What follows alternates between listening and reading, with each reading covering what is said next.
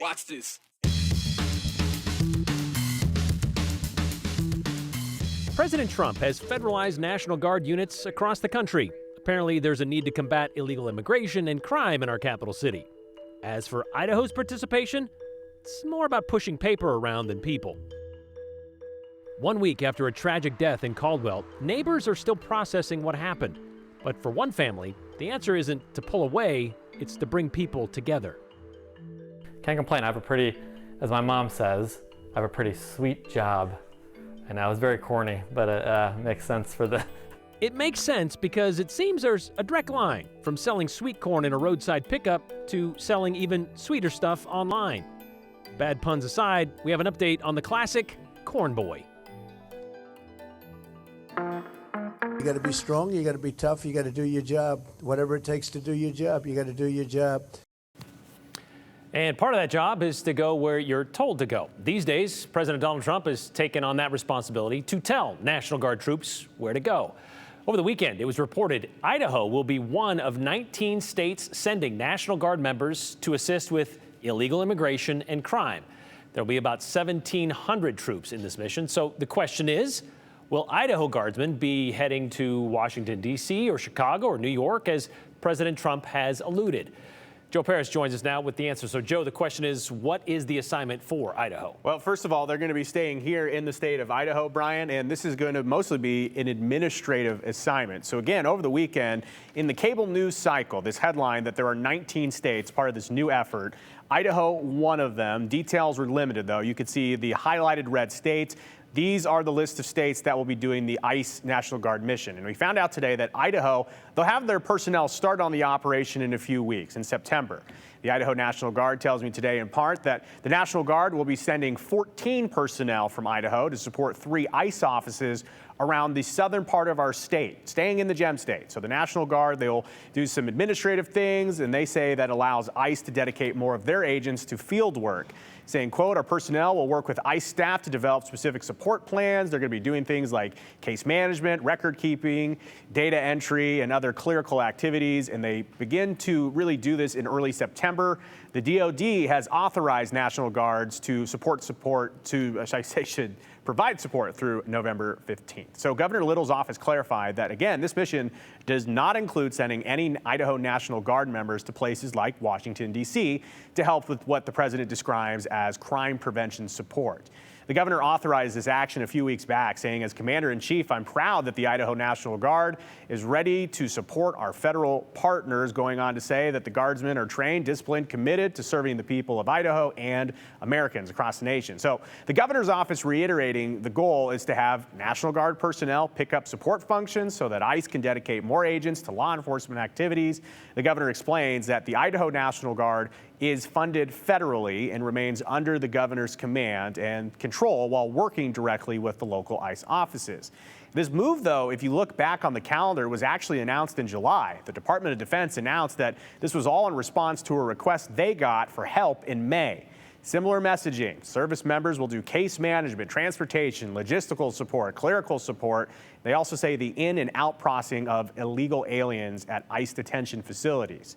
Again, Idaho's not included in that. So the National Guard in each state is administered by the National Guard Bureau, which is a joint venture between the Army, the Air Force, and the Department of Defense. But again, under the direction of the governor.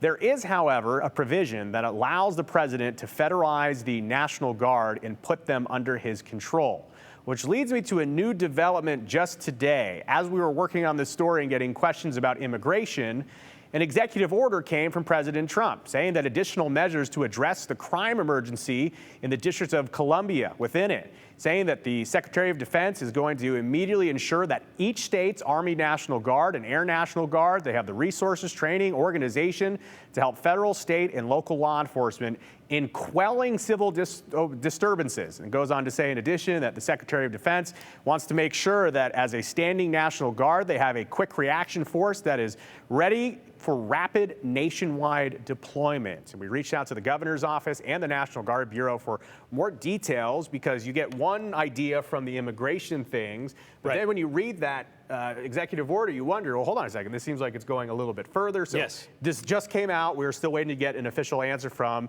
the Bureau, the National Guard Bureau, and the governor's office. And I'm sure this has a little bit to do with what happened in L.A. A few months ago, and that one is still tied up in court, suing that he overstepped his bounds, President Trump did.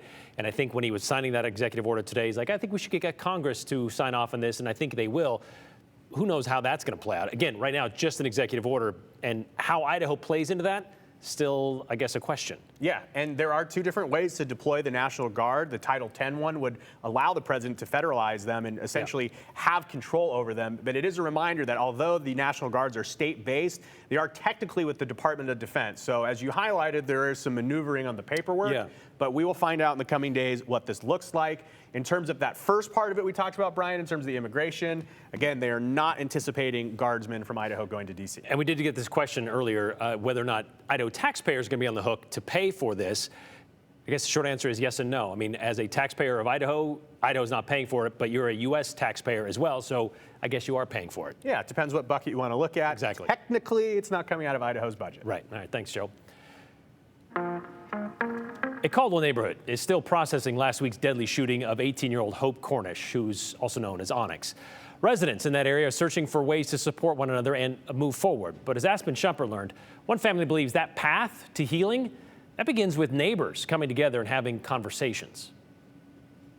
I mean, I wouldn't say there's panic, but there's definitely anxiety around, what does this mean for our community? Why is this happening here? Monday marks a week since an 18-year-old girl, Hope Cornish, also known as Onyx, was found dead in her Caldwell home near the intersection of Blaine Street and 16th Avenue. Police arrested and charged Onyx's non-biological father, Delbert Cornish, with shooting and killing Onyx, which police say he admitted to. Police also say Delbert Cornish's teenage son was also inside the house, but escaped and called 911. It also reminded me the importance of getting to know your neighbors and being able to share community with them. Former politician Brandon Durst and his family moved into the neighborhood just under a year ago. The neighborhood sits just blocks away from the College of Idaho and downtown Caldwell. Durst says only an alley behind his house separates it from the home where Onyx was found. Everything was closed down, all the streets were closed down, our alley was closed down. He says since moving in, they'd had minimal contact with Delbert Cornish. We baked Christmas cookies, and so when we did the Christmas cookie walk around the block, he was delayed in getting to the door, and he just kind of looked at the cookies like, okay, thank you. Since the tragedy, Durst and his family wanted to find a way to bring neighbors together and strengthen the bond between them. I remember when it wasn't uncommon to you needed an egg, you went to the neighbor across the street and said, hey, I need an egg, I can't finish baking my birthday cake. And it was like, no big deal. It doesn't really feel like that as much anymore, and I think we want that back. He's invited nearby neighbors to a community support barbecue Saturday, August 30th, a space he hopes people can come meet each other, know each other, and build bonds that make the neighborhood stronger. Especially because we do have some folks that are more advanced in age. I want them to know that there's people around them, that if they need something, there's people that care about them and that will come and help them out if they need it. I spoke to 3 neighbors, all who didn't want to go on camera, but tell me they're excited about the idea and plan to attend the gathering. If you put in the effort, it's just like trying to grow things in a field, right? You got to plow the ground. We're plowing the ground. We'll see what the harvest looks like later. Durst hopes this can even possibly turn into a more regular thing for this neighborhood to gather with one another. The Durst family also went and extended this invite to the household where the homicide happened. He says they believe the person who opened the door was the suspect's son and Onyx's brother. The Durst family says he seemed shocked to get this invite, but was really appreciative that they went over and invited him to this. Yeah, and I think it's worth pointing out, this wasn't like some random act of violence. This was kind of a domestic thing that happened. So, I mean, the neighbors, I don't feel like we're ever in fear of this, like extending beyond that, but it's still not a bad idea to get everybody kind of together and using this as a point to say, hey, let's get to know each other. Yeah, definitely. All right, thanks, Aspen.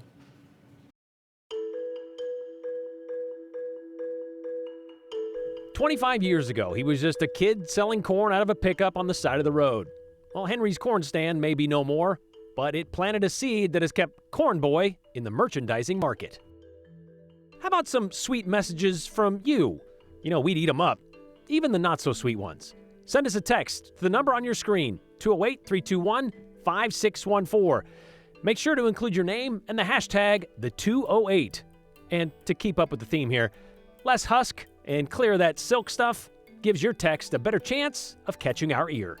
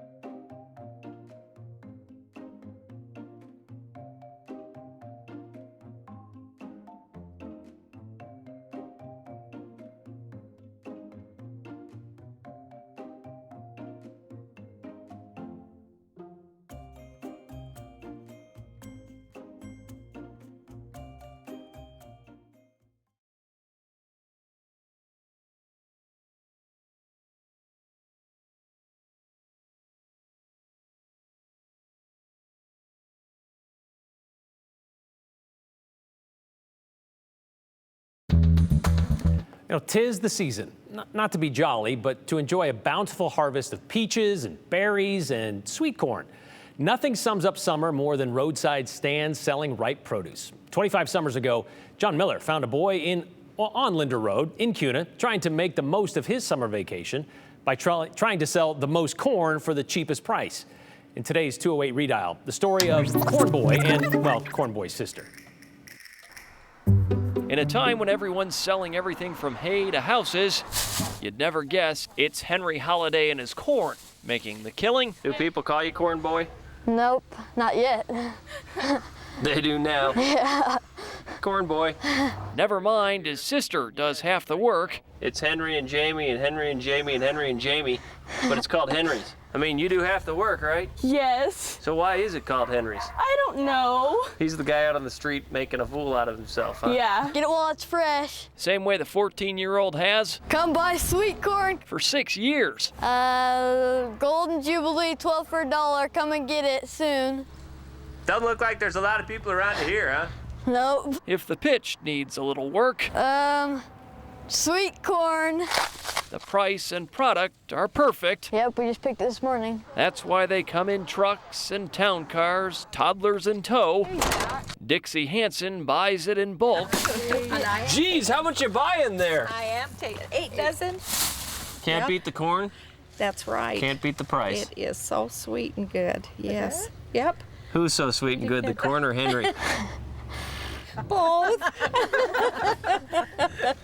Okay. He's a pretty good kid. Saving for college? Yeah, right. You bought a stereo. Yep, I did. Thanks to Henry's corn stand. Corn Boy. The best corn for the best price. All right, Corn Boy, on the pitch. Golden Jubilee sweet corn. Get it while it's fresh. John Miller, Idaho's News Channel 7. Well, Henry and his sister Jamie made about $1,000 those 2 weeks every summer, enough to buy that stereo, he says, and save for college, which happened to be in Florida at the University of Miami, in which he majored in business and parlayed into a pretty sweet gig. We know this because he told us today. So they click on it and it goes right to the video. So the story of Cornboy, here it is, Corn on the cob. lives on the internet. Guess it's Henry Holiday and his corn. Recorded on VHS, then re-recorded on his phone. Come buy sweet corn. Henry uploaded it to YouTube 6 years ago. it's part of my story now, part of my, like, especially my spiel at work is like my career map. I said that's my first sales gig. That's how I first got into sales. And so I put it in all my presentations of my first sales job, and people get a kick out of it. It's a great story. I mean, John did a great job at like really making it fun too. And 25 years after it first aired, Henry is still in sales. Still selling. So I work for Mars and do our candy business, so the Mars Wrigley segment, snacking segment, and sell to Amazon as my customer. Which explains the extra boxes of chocolate in his house. You're not stocking up for Halloween. I mean, I am too, so both, but I mean, not primarily for work, but yes, always a good house to hit during Halloween, so. Golden Jubilee, 12 for $1, come and get it soon. That summer, Henry's sixth in the roadside corn business. He learned his first lesson in successful selling. But we just were doing it on the side of the road, so we didn't really have marketing, like a marketing strategy or anything. It was just we put it on the side of the road, threw it in the back of our pickup truck, and hope people stopped. And so once that aired, like our business was insane. Like sold out immediately, filling up the truck multiple times a day. So I was like, wow, that definitely worked. At the time, your sister was a little bothered by the fact that it was Henry's corn. I mean, you do half the work, right? Yes. Yeah, she still is. I just texted her a little bit ago, and she immediately said, can I come? And I said, well, it's Henry's, so. So why is it called Henry's? I don't know. Still not getting the attention she deserves. No, definitely not. So, and that's okay with you? I'm fine with that. You can ask her. All right, corn boy, another pitch. Golden Jubilee sweet corn, get it while it's fresh. So do your coworkers call you corn boy? They actually do. They do now. Just like 25 years ago, they do now. And that pitch has gotten a little bit better when it comes to sailing. Jamie, if you're watching, we know you did half the work, and we didn't mean to give all the attention to Henry, but, you know, the story is called Corn Boy. So there you go. Henry told us after living in places like Minnesota, Ohio, and Arkansas after college, he moved back to the Treasure Valley about 8 years ago because, as you know, it always pulls you back. The stereo he bought with that corn money, well, he gave that away to some kid in Minnesota, he said. And Henry's mom, she still lives in the house where he sold that corn 25 years ago. But as you can imagine, the fields surrounding that house, they're long gone.